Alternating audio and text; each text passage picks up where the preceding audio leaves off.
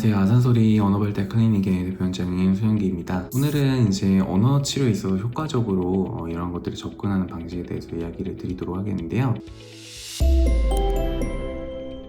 대부분 이제 언어 문제가 있는 아동들에 대해서 처음 이런 것들을 포착하면 언제부터 이제 이런 문제가 생겼을지, 어떻게 증상이 나타났을지에 대한 고민이 많게 되고, 대부분 이제 확인을 해보면 어릴 적부터 사실은 언어 발달에 불균형이나 언어 발달 지연이 있었던 경우가 많으십니다. 그리고 이런 것들을 방치가 되면 학교에서의 적응 문제나 또래와의 관계 형성에 어려움을 줘서 활성 발달에 영향을 미칠 수가 있겠고, 아이들이 이제 좀 자라나게 되면 읽기, 쓰기 등 기초학습에도 어려움을 느끼게 돼서 학업 성적으로 이어지는 경우가 있기 때문에 해결해야 되는 건 어느 정도 필요하다고 볼 수가 있겠는데, 그렇다면 이러한 것들을 처음 부모님께서 확인했을 때 언어 문제를 어떻게 평가를 받고 어떻게 치료 계획을 세워야 하는지에 대해서 난해하실 수가 있기 때문에 그런 부분에 대한 대략적인 가이드라인을 제시를 해드리는 겁니다. 자, 먼저 가장 중요한 건 제대로 평가를 하고 관리를 하실 수 있는 전문가와 기관 선택을 하시는 건데, 많은 클리닉들이 있습니다. 평가와 진료를 제공하는 기관들은 상당히 많고요. 각 기관마다 약간의 스타일에 따라서 진단이나 치료 방법이 다를 수는 있을 것이고요. 이제 가장 중요한 것은 단순히 언어 문제만 평가를 하는 것이 아니라 소아람이 발달 문제인지 확인을 소아과 클리닉에서 협진해서 할 필요가 있을 것이고, 또한 이제 언어 문제가 혹시나 이제 단순히 기능적인 문제가 아니라 구조적인 문제가 있지는 않은지는 이제 이비인후과 전문의들이 귀나 구강 구조를 평가를 함으로써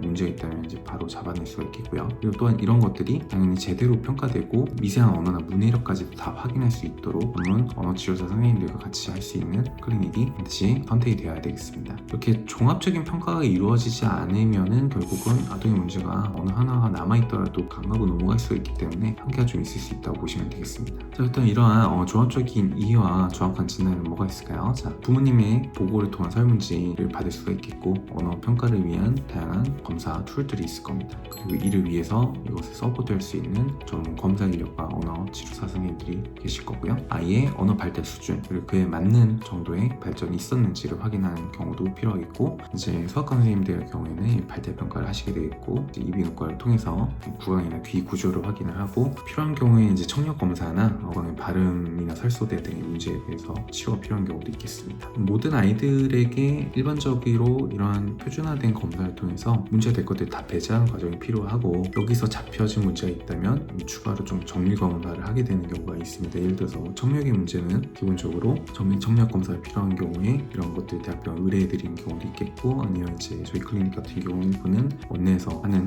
경우도 있을 거고요. 발음 문제나 설소대나 이런 문제가 있다면 이런 부분에 대해서 어느 정도 심한 경우 수술적 치료가 필요한 경우도 있을 거고요. 그리고 이렇게 다양한 수준과 원인을 제대로 평가하기 위해서는 여러 가지 검사 방법을 종합적으로 활용할 필요가 있는데, 따라서 이런 것들이 종합적으로 가능한 클리닉인지 확인하시는 것이 매우 중요하겠습니다.